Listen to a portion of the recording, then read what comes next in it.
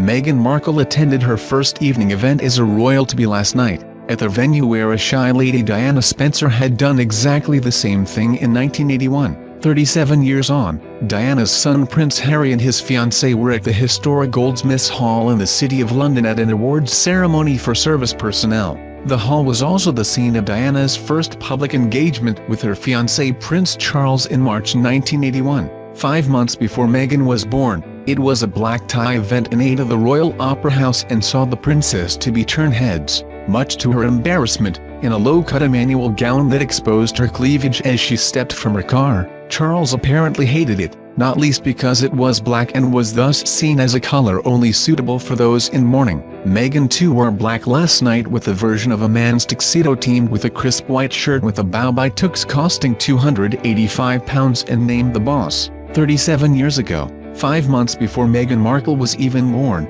Diana carried out her first evening engagement at the very same venue where her son's fiancée dazzled last night, writes SARAH RAINEY. But, oh, what a different occasion. Crippled with nerves, 19 Albanian Lexi-year-old Lady Diana Spencer hoped for was to get through the evening without making any terrible faux pas or embarrassing her prince, but it was not to be. As she stooped down to step out of the Rolls-Royce, her low-cut, borrowed dress slipped down to reveal an ample, but decidedly unroyal, mass of cleavage. On March 9, 1981, Shy D, as she had been dubbed, was attending a black tie event with Prince Charles at Goldsmiths Hall in London in aid of the Royal Opera House developmental appeal. Their appearance had been much anticipated, with the public eager to catch a glimpse of the bashful young blonde who'd won the heart of the heir to the throne, last seen in those state engagement portraits, posing outside Buckingham Palace in a blue two-piece suit and pussy bow blouse. And Diana defied expectations, as one breathless royal commentator put it, when she stepped out of that limousine. It was the best sexual theater since Cinderella traded in her scuffed scullery clogs for Prince Charming's glass slippers. But she, a meek teenager, didn't see it that way, and no one could have predicted how disastrously the evening would go, or quite how indelibly it would mark her for years to come. Embarrassed by her outfit, scared she would humiliate herself, or him, Diana later described the evening as a horrendous occasion. She admitted, "I was terrified, really. At the time everything was all over the place. I remember that evening so well. I was nearly sick." The first thing to go wrong, even before Diana reached the venue, was her dress. She'd borrowed a strapless, black taffeta ball gown from Elizabeth and David Emmanuel, the chic young design duo who would go on to make her wedding dress, a sample originally lent to the TV actress Lisa Goddard. The dress, according to Elizabeth, just happened to be hanging on a rail when she came into the designer's Mayfair studio.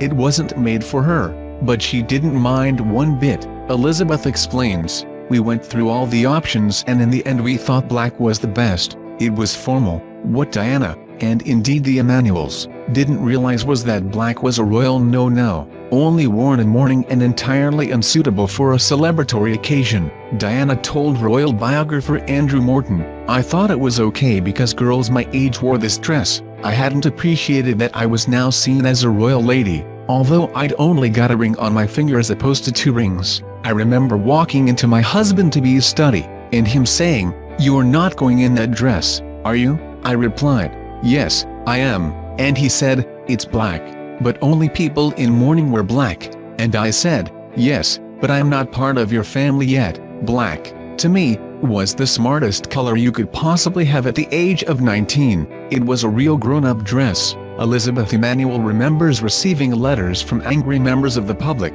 chastising her and then husband David for allowing Diana to make such a mistake. "We had no idea black wasn't really done, that it was only for funerals," she recalls. "We were very young and we had no press advisor. We didn't get any advice from the palace. She trusted us and we did our best. We thought she looked perfect, young and beautiful and elegant, but the color was the least of Diana's problems." Then a healthy size 12, she would shrink to a 6, with a 23.5-inch waist. By her wedding in July, she had a full bust which strained against the low-cut ruffles on the neckline. As she stepped into the rainy March evening, one royal photographer who was in the press pack that night remembers Charles's rather gauche reaction.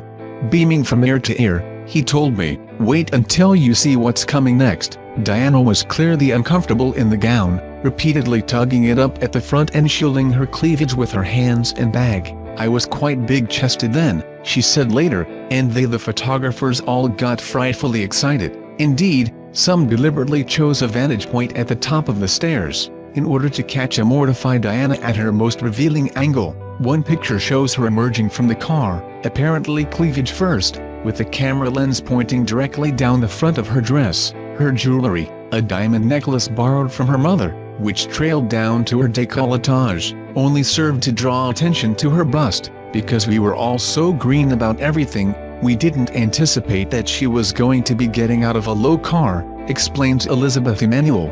Diana's body language that night spoke volumes, as did Charles's. While he stood tall and straight, his bride-to-be slouched. Archive footage from the event shows her hunching forwards and hanging her head, as if trying to disappear from view, keen not to dwarf her husband, who was the same height. Diana had steered clear of heels, choosing instead to wear a thoroughly Lone Ranger pair of frumpy flats. She was unsure, too, of how to juggle her many possessions, her bag, shawl, a program from the event and, later, a single red rose given to her by a patron. As she told Andrew Morton, "I didn't know whether to go out of the door first. I didn't know whether your handbag should be in your left hand or your right hand." Unlike Meghan's Hollywood hair and immaculate makeup, meticulously applied by a palace-approved makeup artist, Diana had no help with her beauty regime and wore her trademark blue kohl eyeliner, pink lipstick and her cropped, unhighlighted hair in a simple blow-dry. She felt so out of her depth,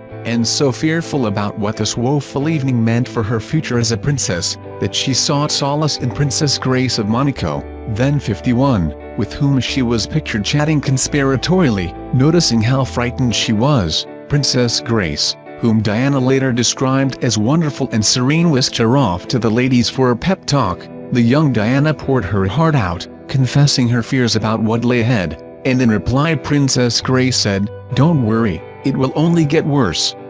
Her words would prove all too true. Anxiety clearly got the better of Diana, who, at the end of the evening, left with her shawl wrapped firmly around her, covering both her cleavage and the red stress rash that had developed across her chest. The following morning, photographs of the princess-to-be were splashed on the front pages of every newspaper in the country. Diana, downcast, refused to look at a single one. The Queen Mother was said to have comforted her following her nightmare evening, adding a kindly word in her ear about the blunder of wearing black on public engagements. Diana returned her dress to the Emanuel studio, where it ended up in storage until 2010, and was eventually sold at auction to a Chilean museum for £192,000. Thank you for watching.